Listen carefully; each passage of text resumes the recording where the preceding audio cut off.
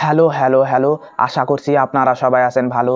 আজকের এই এপিসোডে আমি আপনাদের এমন কয়েকটি হলিউড মুভির কথা বলবো যেগুলো পৃথিবীর বিভিন্ন দেশে বিভিন্ন কারণে ব্যান বা নিষিদ্ধ করা হয়েছে। এক নাম্বার, 2022 সালে হলিউডের খুবই একটা জনপ্রিয় অ্যানিমেটেড মুভি হলো Minions the rice of grew. কিন্তু রিলিজ হওয়ার লগে লগে লেবানন তাদের দেশে এই মুভিটি ব্যান বা নিষিদ্ধ করে।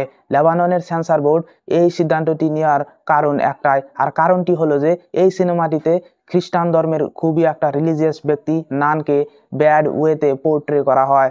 তাদের দেশের খ্রিস্টান ধর্মের লোকদের যাতে এই সিনেমাটি দেখে রিলিজিয়াস ফিলিংস হার্ট না হয়, এই তার প্রতি লক্ষ্য রেখে লেবাননের সেন্সর বোর্ড এই সিদ্ধান্তটি নিতে বাধ্য হয়। 2 নাম্বার, একটা খেলনা বা টয় ক্যারেক্টারের উপর বানানো সিনেমা হলো বারবি। 2023 সালে এই সিনেমাটিকে রিলিজ করা হয় এবং রিলিজ হওয়ার পরই এই সিনেমাটি বক্স অফিসে ব্লকবাস্টার সুপার ডুপার হিট হয়। কিন্তু এত হিট হওয়ার পরও কিন্তু এই সিনেমাটি ব্যান থেকে বাঁচতে পারেনি, কারণ 2023 সালে রিলিজ হওয়ার পরই এই সিনেমাটিকে ভিয়েতনাম তাদের দেশে ব্যান বা নিষিদ্ধ করে একটা ভুল ম্যাপ দেখানোর জন্য।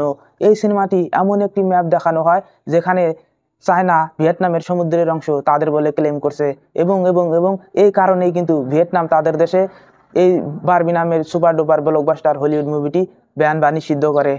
3 নাম্বার, মার্ভেলের একটা সুপার হিরো মুভিটি বক্স অফিসেও সুপার ডুপার হিট, কিন্তু এই মুভিটিকে সৌদি আরব, কাতার, কুয়েত তাদের দেশে ব্যান বা নিষিদ্ধ করেছে।